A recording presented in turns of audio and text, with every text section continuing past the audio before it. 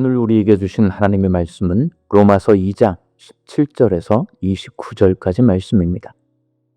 유대인이라 불리는 내가 율법을 의지하며 하나님을 자랑하며 율법의 교훈을 받아 하나님의 뜻을 알고 지극히 선한 것을 분간하며 맹인의 길을 인도하는 자요 어둠에 있는 자의 빛이요 율법에 있는 지식과 진리의 모본을 가진 자로서 어리석은 자의 교사요 어린아이의 선생이라고 스스로 믿으니 그러면 다른 사람을 가르치는 내가 내 자신은 가르치지 아니하느냐?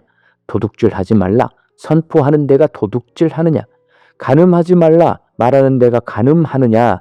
우상을 가증히 여기는 내가 신전 물건을 도둑질하느냐? 율법을 자랑하는 내가 율법을 범함으로 하나님을 욕되게 하느냐?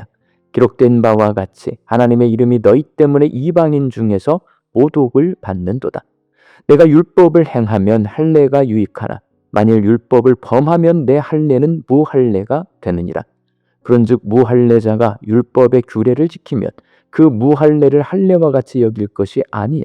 또한 본래 무할례자가 율법을 온전히 지키면 율법 조문과 할례를 가지고 율법을 범하는 너를 정죄하지 아니하겠느냐. 무릇 표면적 유대인이 아니요 표면적 육신의 할례가 아니니라. 오직 이면적 유대인이며 할례는 마음에 할지니 영에 있고 율법 조문에 있지 아니한 것이라. 그 칭찬이 사람에서가 아니요 다만 하나님에게서니라. 아멘. 로마 교회는 로마에 살고 있던 유대인들이 오순절에 예루살렘에 방문했다가 마가의 다락방에서 성령 강림 사건을 체험하고 돌아와 세운 것으로 추측하고 있습니다. 그래서 로마의 교회가 세워졌지만 유대인들이 교회를 세웠고 나중에 전도된 이방인들이 교회에 등록하다 보니 유대인과 이방인 사이에 갈등이 있었습니다. 그 갈등의 가장 큰 요인은 유대인들의 자부심 때문이었습니다. 유대인들은 원래 강을 건너 온 자의 뜻을 가진 히브리인이라고 불렸습니다. 그러다가 야곱의 후손이라는 뜻을 가진 이스라엘이라고 불리다가 바벨론 포로 이후 유다 지역 출신 사람이라는 뜻을 가진 유대인이라고 불렸습니다. 자신들이 온 세계의 빛으로 부름받았다는 선민의식을 가지고 있던 유대인들은 민족적 자부심과 자랑뿐 아니라 사명감도 대단했습니다. 그런 유대인들에게 자신만의 정체성을 규정하는 두 가지 핵심적인 요소가 있었는데 바로 율법과 할례입니다. 오늘 본문에서 바울은 유대인들이 자랑스러워하는 율법과 할례가 과연 유대인의 진정한 자부심을 보여주는지를 엄밀하게 따져서 그것이 그들의 자부심이 될 수 없다라고 고발하고 유대인이 자부심을 가져야 할 근거를 제시합니다. 그렇다면 바울이 말하고 있는 유대인들이 자부심을 가져야 할 근거는 과연 무엇일까요? 바울은 유대인의 자부심은 율법과 할례에 있는 것이 아니라 성령의 도우심으로 하나님의 뜻을 행할 수 있는 능력에 있다고 말합니다. 먼저 바울은 유대인들이 자랑스럽게 여기는 5가지 특권을 소개합니다. 본문 17절에서 19절 말씀입니다. 유대인이라 불리는 내가 율법을 의지하며 하나님을 자랑하며 율법의 교훈을 받아 하나님의 뜻을 알고 지극히 선한 것을 분간하며 하나님의 율법을 의지하고 하나님을 자랑하고 율법의 교훈을 받고 하나님의 뜻을 알고 지극히 선한 것을 분별할 줄 아는 것이 율법을 가진 유대인들의 특권입니다. 이러한 특권을 가진 유대인들은 스스로 자신들이 이런 사람이라고 생각합니다. 본문 20절과 21절 말씀입니다. 맹인의 길을 인도하는 자요 어둠에 있는 자의 빛이요 율법에 있는 지식과 진리의 모본을 가진 자로서 어리석은 자의 교사요 어린아이의 선생이라고 스스로 믿으니 시각장애인의 길을 인도하고 어둠에 있는 자의 빛이 되어주고 율법에 있는 지식과 진리의 모범을 가지고 있고 어리석은 자의 교사가 되어주고 어린아이의 선생과 같은 존재라고 유대인들은 스스로를 그렇게 생각하며 자부심을 가졌습니다.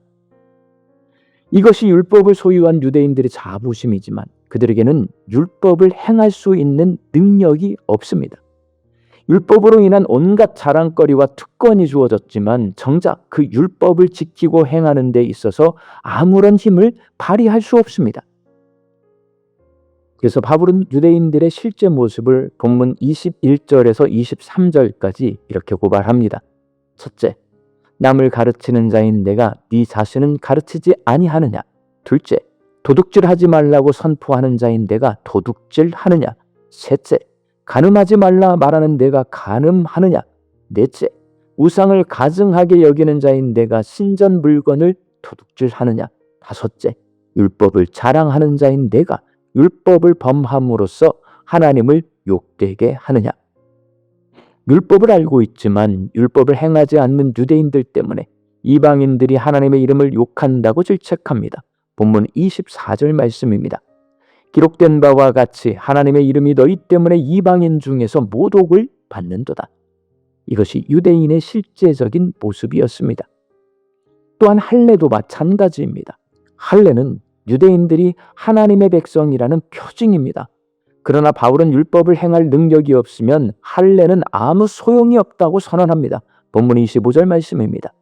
내가 율법을 행하면 할례가 유익하나 만일 율법을 범하면 내 할례는 무할례가 되느니라.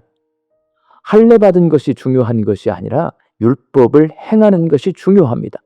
그래서 할례 받지 않은 이방인이라 할지라도 율법을 지키면 할례 받은 자와 같이 여김을 받는다. 하나님의 택함 받은 백성이 된다라고 말하면서 바울은 마음에 할례를 받으라고 말합니다. 본문 29절 말씀입니다. 오직 이면적 유대인이 유대인이며 할례는 마음에 할지니 영에 있고 율법 조문에 있지 아니한 것이라. 그 칭찬이 사람에게서가 아니요 다만 하나님에게서니라. 마음의 할례는 바울이 한 말이 아니라 구약 성경에서 이미 모세가 한 말입니다. 신명기 30장 6절 말씀입니다. 내 하나님 여호와께서 내 마음과 내 자손의 마음에 할례를 베푸사 너로 마음을 다하며 뜻을 다하여 내 하나님 여호와를 사랑하게 하사 내게 생명을 얻게 할 것이며, 마음과 뜻을 다하여 하나님을 진심으로 사랑하는 것, 그것이 바로 마음의 할례를 행하는 것입니다. 성경은 성령으로만 마음의 할례를 받을 수 있다고 말씀하십니다. 에스겔 36장 26절과 27절 말씀입니다. 또 새 영을 너희 속에 두고 새 마음을 너희에게 주되 너희 육신에서 굳은 마음을 제거하고 부드러운 마음을 줄 것이며 또 내 영을 너희 속에 두어 너희로 내 율례를 행하게 하리니 너희가 내 규례를 지켜 행할지라. 이 에스겔 선지자의 말씀이 실질적으로 이루어진 것이 바로 오순절 성령 강림 사건입니다. 바울은 율법과 할례가 아니라 성령이 임하여 하나님의 뜻을 행할 능력을 받고 예루살렘과 온 유다와 사마리아와 땅끝까지 이르러 복음의 증인이 되는 것, 그것이 유대인의 자부심이 되어야 한다고 말합니다. 사랑하는 광주 양림교회 성도 여러분, 지금 내 신앙의 자부심은 어디에 있습니까? 121년 된 교회 역사에 있습니까? 성경 통독을 몇 번 했는지, 기도를 얼마나 많이 하는지, 신앙 연수가 얼마나 긴 것에 있습니까?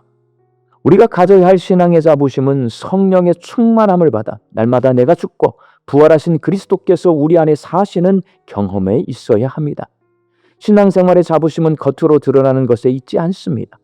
우리 광주 양림교회 성도들이 성령의 도우심으로 복음을 믿어서 예수 그리스도를 주인으로 모시고 주인이신 예수님의 말씀에 순종하며 사는 것을 자랑스러워하는 성도들이 되시기를 예수님의 이름으로 축원합니다.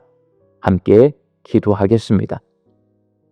우리 신앙의 자부심이 성령 충만함으로 예수님을 나의 주인으로 섬기고 주인 되신 예수님 말씀에 순종하며 사는 데에 있게 하여 주시옵소서. 말씀 듣고 세상을 향해 나아갑니다. 광주 양림교회 성도들이 이 하루도 하나님 주시는 일용할 양식 앞에 자족과 감사함으로 화답하며 살게 하여 주옵소서. 사랑하는 내 가족과 자녀들이 복음을 믿게 하여 주시옵소서. 성령의 능력으로 하나님 말씀에 순종하며 사는 것을 자랑스러워하는 믿음 갖게 하여 주옵소서. 육신 연약하여서는 낫기를 간구하는 환우들이 있습니다.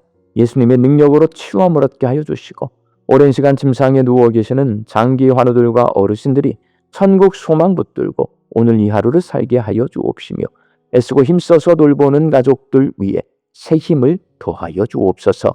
예수님의 이름으로 기도하옵나이다. 아멘.